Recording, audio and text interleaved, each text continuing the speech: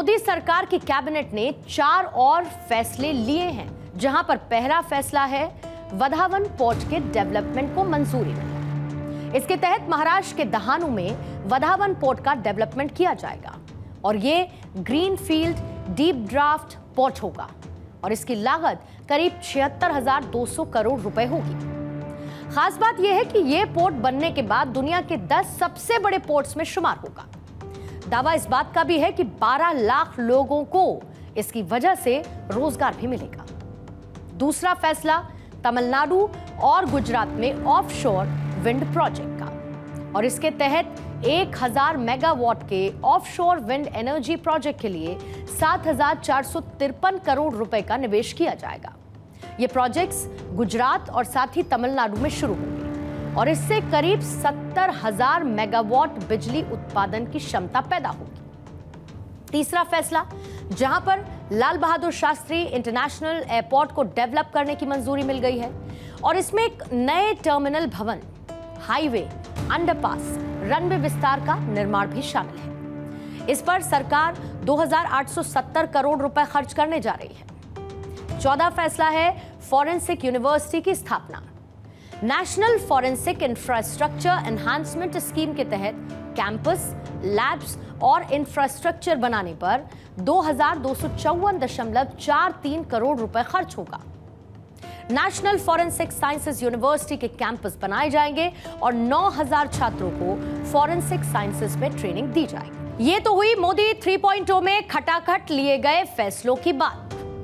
इसके अलावा पीएम मोदी ने तीसरे टर्म के लिए अपनी टू डू लिस्ट भी पहले से तैयार कर रखी है और उनकी टू डू लिस्ट में क्या क्या लिखा हुआ है, अगर आप उसको समझेंगे तो कुछ बड़े मुद्दे हैं, बहुत हद तक उनकी लिस्ट में शामिल होंगे। मुद्दे क्या क्या हैं? सबसे पहला है वन नेशन वन इलेक्शन। दूसरा है यूसीसी यानी कि यूनिफॉर्म सिविल कोड। तीसरा है प्लेसेस ऑफ वर्शिप एक्ट में बदलाव। इसके साथ ही दिल्ली मास्टर प्लान इस टू डू लिस्ट का हिस्सा है। वक्फ बोर्ड को खत्म करना, महिला आरक्षण को पूर्णतः लागू करना और 70 साल के बुजुर्गों के लिए मुफ्त इलाज मुहैया कराना। एक और मुद्दा, पेपर लीक नियंत्रण के लिए राष्ट्रीय कानून लाना, सीएए का कंप्लीट इंप्लीमेंटेशन और साथ ही union budget, new education policy और 2026 में परिसमन होना और इसके लिए जनगणना जरूरी। लखपति दीदी की संख्या 3 करोड़ तक लेकर जाना और पीएम सूर्य घर मुफ्त बिजली योजना बढ़ाना। किसानों के लिए ऑयल सीड्स और इसके साथ ही पल्सेस पर ध्यान देना। भारत को तीसरी सबसे बड़ी अर्थव्यवस्था बनाना, यानी कि रिफॉर्म, परफॉर्म और ट्रांसफॉर्म पर ध्यान देना।